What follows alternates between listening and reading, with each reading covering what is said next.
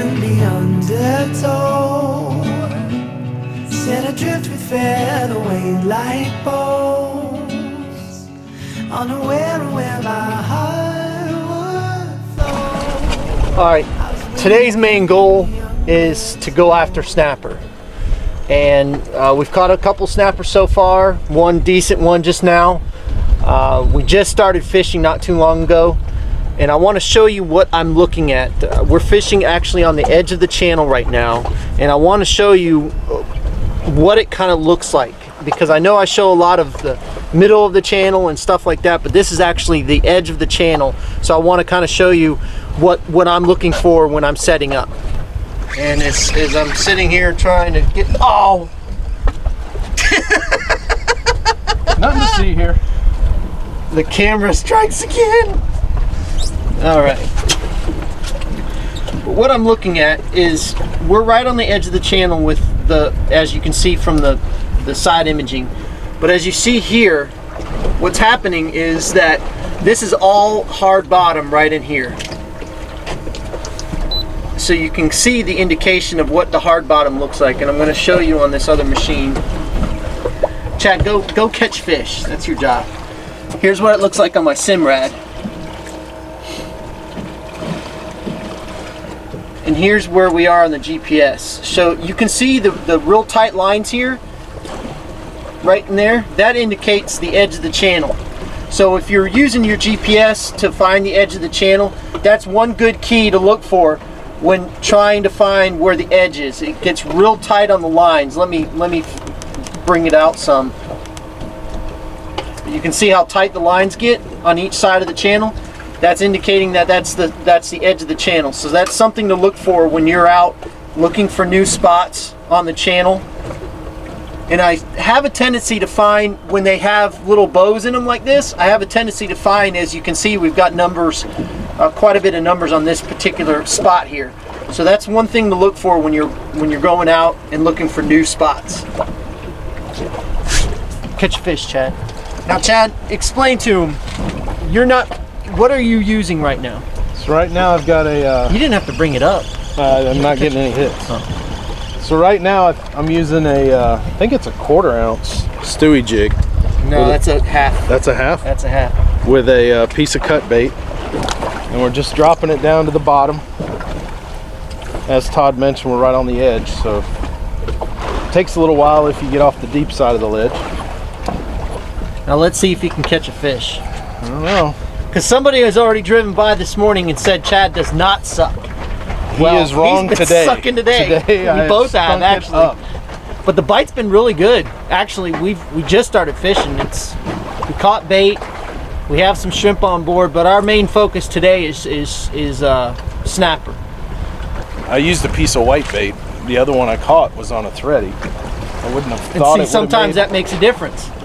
We found that sometimes the cut bait, what type of bait it is actually, if it's a white bait or a threadfin, it actually will make a difference. Now, let's see if this works. Let's see if this is going to make a difference.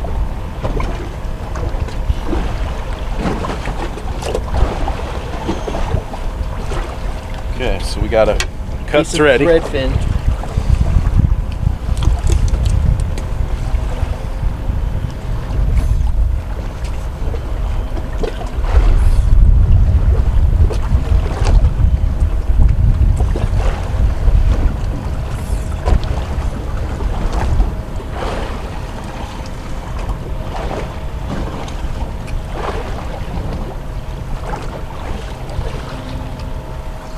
Say, are you on the bottom line? I didn't think you would be.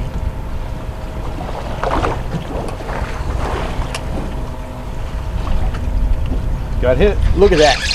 So he throws down a thread fin and he immediately gets hit. That's so weird. It's so weird. It is weird, but it's not weird. So it's another. Keep every piece of bait that you catch. Look at the size. Oh, look at the size of that snapper. Yep, there we go, folks. We're in the middle of the winter, catching snapper like that. On a Stewie. On a Stewie. Good job, Chad. So there you go. That is a very important key And we pay attention to this kind of stuff because it really makes a difference. Just because they're not hitting a particular piece of cut bait doesn't mean that they're not going to hit another piece of cut bait. So Chad just showed it. I mean, he demonstrated it perfectly. He threw down a cut bait, piece of white bait, and didn't get a hit. And he threw down the thread fin and immediately got hit. So pay attention to that kind of stuff because that's establishing a pattern. And once you establish a pattern, like he's got another one right now.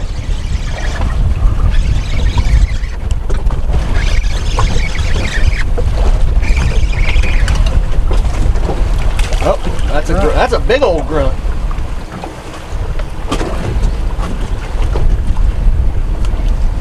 That's a nice grunt.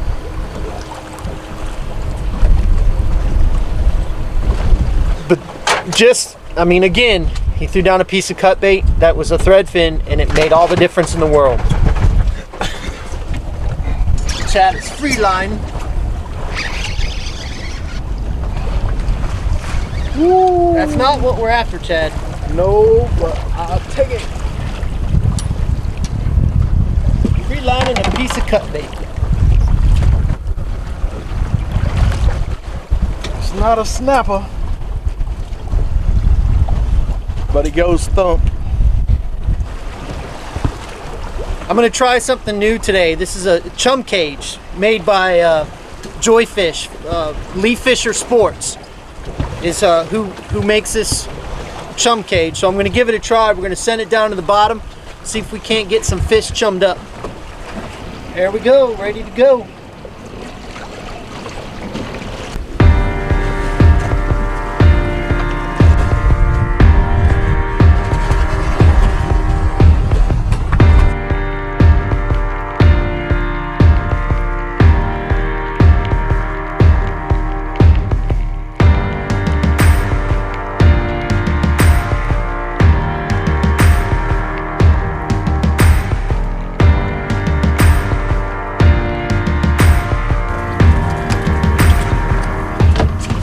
As you saw earlier, I'm using that that chum cage, and what we did was we added a little bit of weight to it, and we got it to the bottom.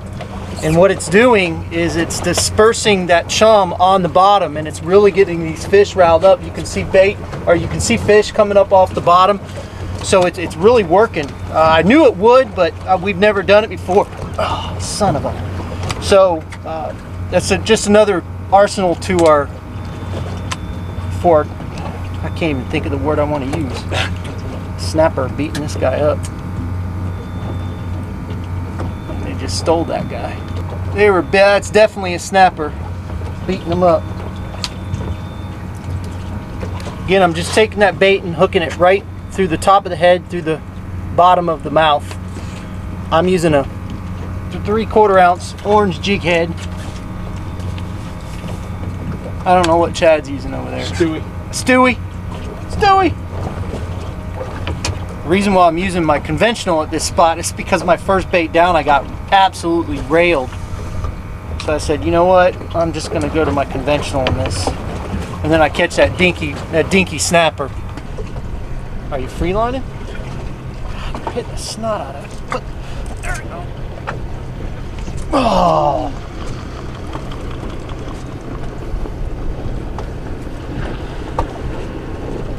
Also using these Ohiro scissors.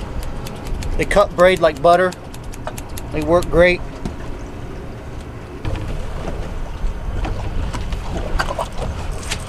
He didn't even get to the bottom.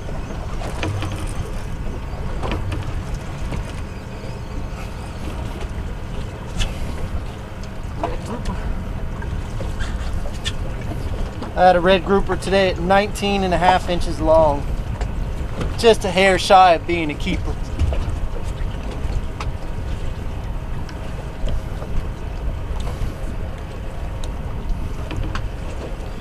There are a ton of these inside the bay though.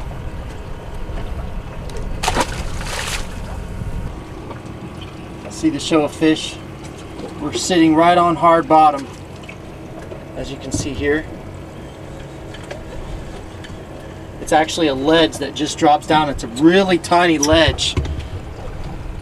It's a tiny little ledge. It's very difficult to get set up on, but if you can get set up on it right, it's fish after fish for a while until we start breaking off a lot, and then they shut down. But there's a couple of little ledges in this area that we're fishing, and you can't really see it on the side imaging. Wow, look at that show of fish now.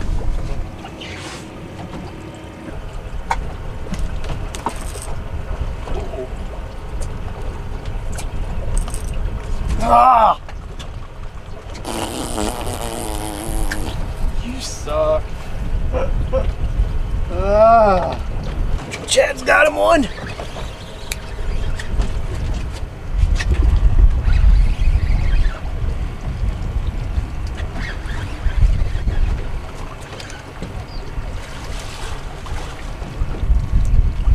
Nice.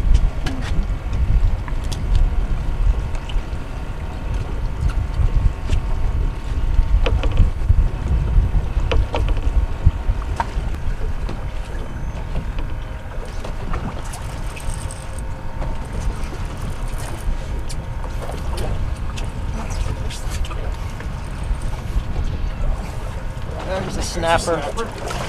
There's a good one.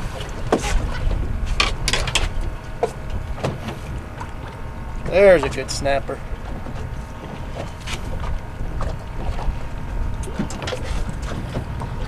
This is what I was talking about in the last video. See how they poked it, or they plucked his eye out? They usually will not hit him when they do something like that, or if they make a mark on their body, they usually won't come back and eat them. It's really weird why they do that, but most of the time that's the way it is.